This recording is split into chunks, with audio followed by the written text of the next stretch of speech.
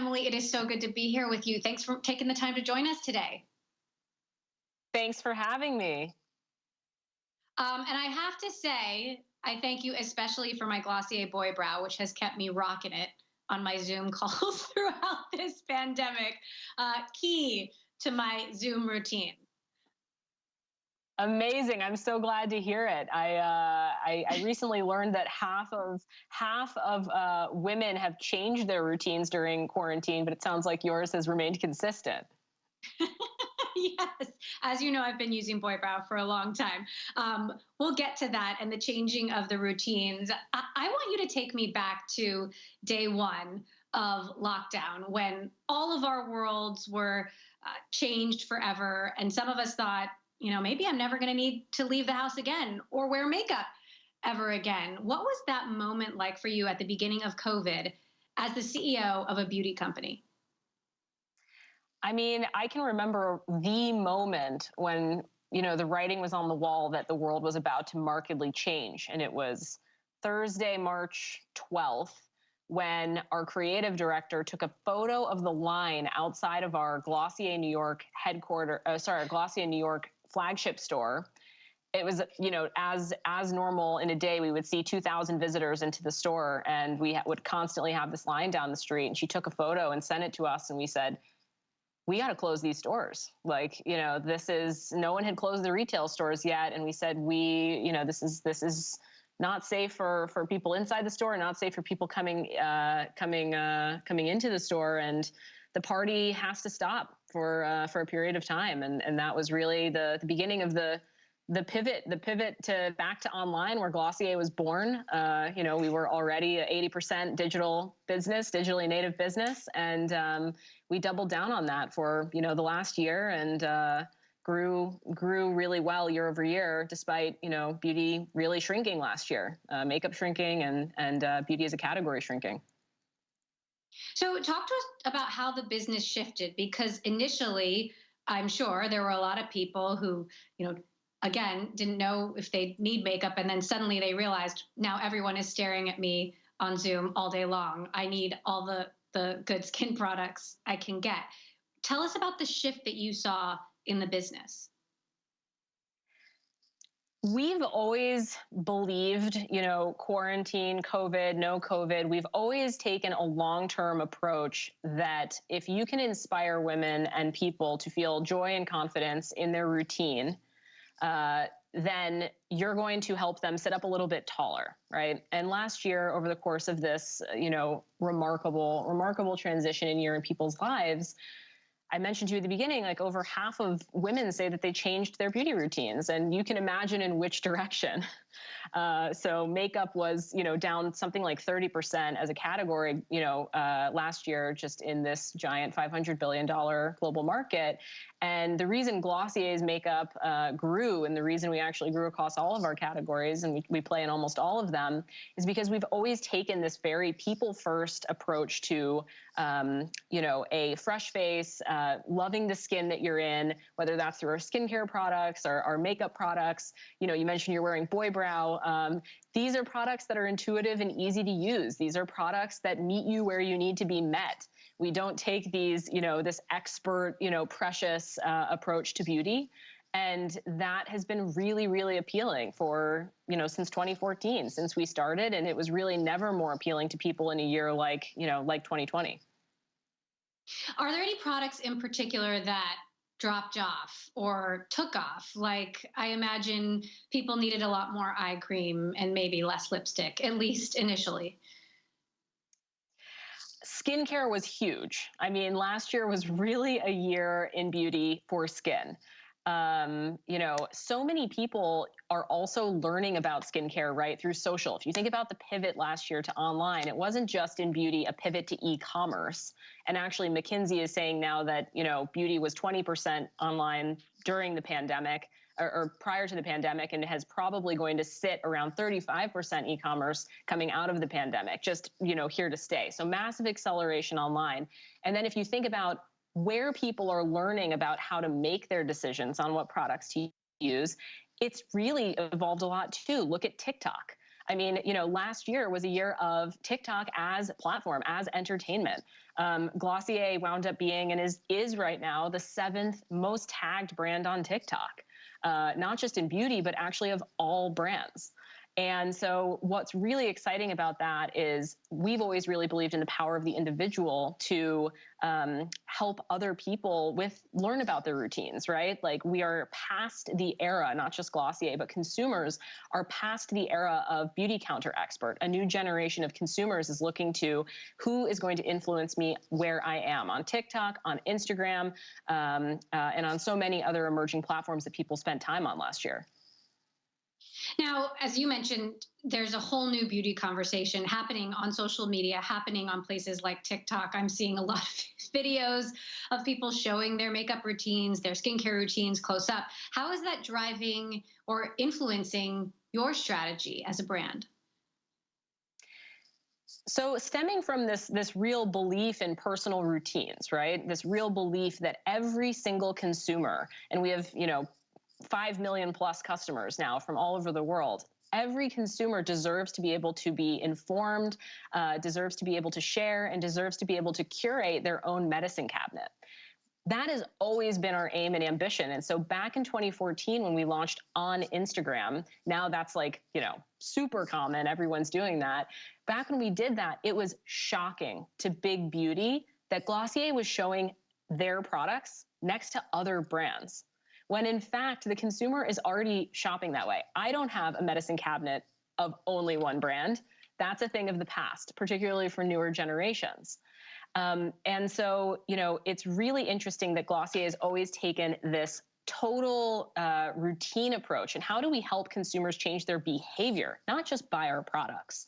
How do we actually help them with beauty discovery? And so with this sort of holistic total routine approach, we've been able to take this people-first storytelling approach all through the pandemic, showcasing people's routines, merchandising across all categories. And we're in a really unique position now that we weren't in when we first launched, where we only had 4 products. We now have well over 50. And so there's something for everyone within the Glossier portfolio, which really opens up the world, right, to us, particularly when we go back into retail, because you can find skincare, you can find makeup, you can find fragrance, you can find body products. And across, these 4 things, these are 4 of the largest, TAM categories within this giant beauty industry. So really, really excited to continue to innovate in each of those categories and create really unique customer experiences, taking people through the world of Glossier and also through their whole routines. What kind of supply chain challenges did you deal with? And are those challenges now letting up? Obviously you'd get your new products at the office in the past, try them out. Now you're getting them at home, where I know you've been working. Talk to me about that experience.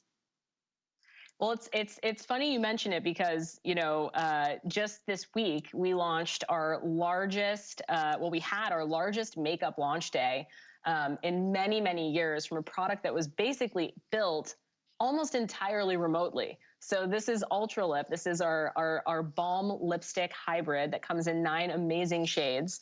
And I mean, I swear the FedEx man is driving up to 10 different people's houses, including mine, every day of this pandemic, almost dropping off, samples, dropping off colors, different products that we've been innovating on, because it doesn't stop, right? And it didn't stop for Glossier. So even while our, 240-person team was entirely remote, we still managed to create this incredible product that just had fantastic results and will continue to do so for years to come. So there's been talk of this beauty boom now that the world is starting to go back to normal. What trends are you seeing? Do you expect to see a beauty boom, a Glossier boom? They definitely are saying, the roaring 20s. Beauty is evergreen. It is always something that people want to engage in. I can't think, even during the pandemic, right? People found comfort in beauty, particularly in the way that Glossier approaches beauty.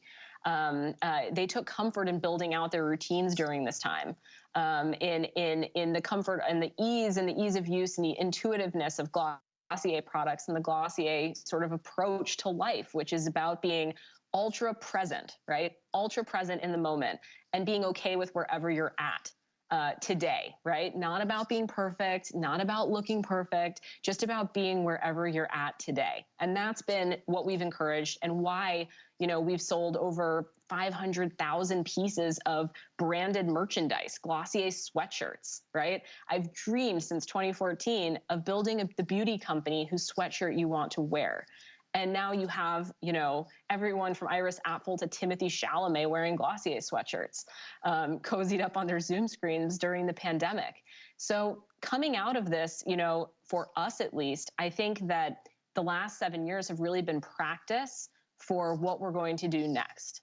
And that is to continue to iterate and innovate on this mission of helping people form their routines and influencing that behavior. The consumer today is definitely online.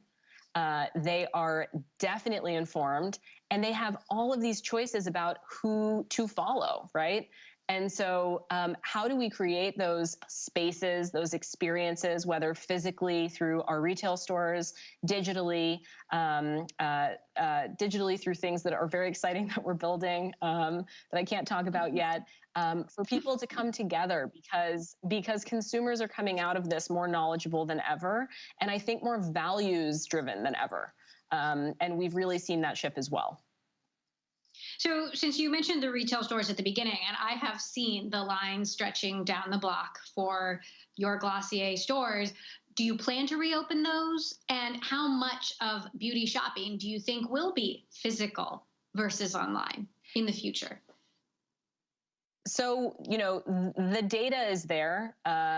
Consumers still say, particularly beauty consumers, that they want an omni-channel experience. So, while beauty has shifted online fast, right? And while giant beauty companies are watching that and quickly improving their e-commerce, the consumer does want an omni-channel experience. They do want to be able to do both, to try product. What's interesting for Glossier specifically is if you've walked into a Glossier store in the past, it's basically the opposite of a Sephora store, right?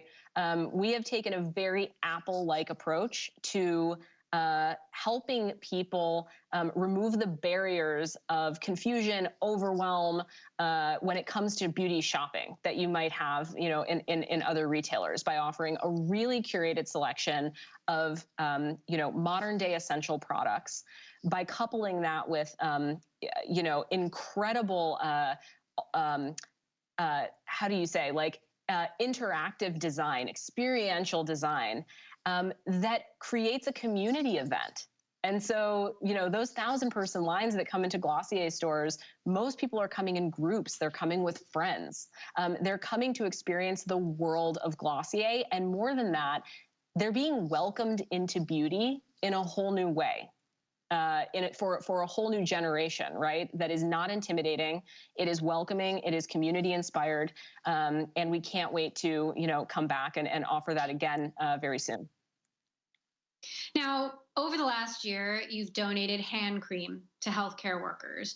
You became the official beauty partner of the WNBA, I believe their first beauty partner ever. You launched a grant program for Black-owned beauty businesses. How does this all fit into the brand that you want to be, the brand where, you want to wear that company sweatshirt?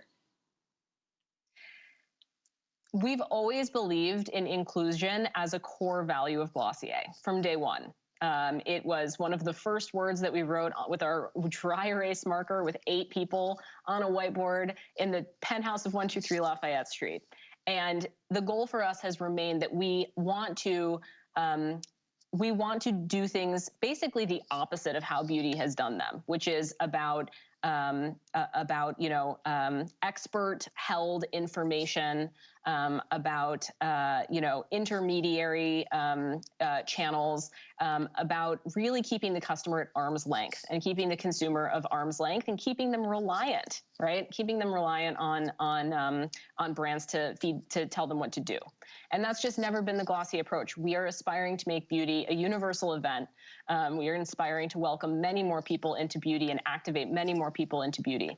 And so last year during the pandemic, that people first approach that we've always taken, that's what guided us. So our hand cream launched, at the very beginning of the pandemic, and we created an amazing video. You can look up the Glossier hand cream video, focusing on the feelings that people felt, disconnected and seeking connection. And so much of beauty is about that connection to yourself, and that connection to others. We partnered with the WNBA last fall. I think it's just amazing that no beauty company has partnered with the Women's National Basketball Association before. I mean, these are incredible athletes, incredible women who are incredibly inspiring, right, on so many levels. And so they took Glossier into the Wubble last fall, created their own content, and we bridged and managed to bridge with them that disconnect that so many of us were feeling, and live our values that way. The thing we're really excited about is we just launched version 2 of the second year of our grant initiative for Black-owned beauty businesses. And we're doing that because we find ourselves now 7 years into Glossier in a position of privilege. We are now a formidable player in the very industry that we sought to disrupt. And so while we've done that for consumers in so many ways and put the power in their hands, given them the tools and the visibility and the platform that they are enough and that they already look good, how can we change who is an owner and who belongs within the industry, within the beauty industry? And historically, Black founders have gotten the least amount of backing, not only in beauty, but of course in so many verticals of business. So we were incredibly honored to partner with 16 incredible founders in 2020, and are excited to do so again with 10 new companies this year. So when you look at some of the more legacy beauty brands out there, whether it's Estee Lauder or the Sephoras of the world, do you think they're getting it wrong? Do you see consolidation in this industry ahead? One thing is for sure, and that is that millennial consumers and Gen Z consumers are interacting with beauty in entirely new ways. 89% of women say that they will not purchase a beauty product without a friend or family member's recommendation. 89%. So the days of experts driving or being, handed sort of a salesperson or sort of prescribed someone to help you make your decisions are long gone. Not just for beauty, but for so many other things that we engage in. People do not want to be told what to do. They want to feel empowered to seek information that's going to benefit their lives. You see a proliferation of brands right now. Glossier has always been focused on building a very enduring brand, a global brand, and a generation uniting beauty company. And so we're so excited that over the last year, we've managed to capture not only, continue to grow with our millennial audience, but also attract this new Gen Z audience. And we see that through our presence on platforms like TikTok.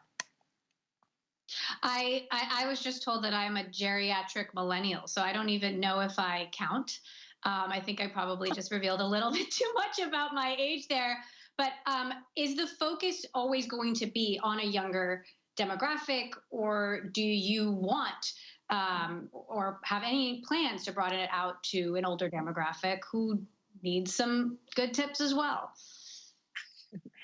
So one of the most important things to us at Glossier has always been to build what is and what will continue to be a household brand. We look at brands like Apple, we look at brands like Nike.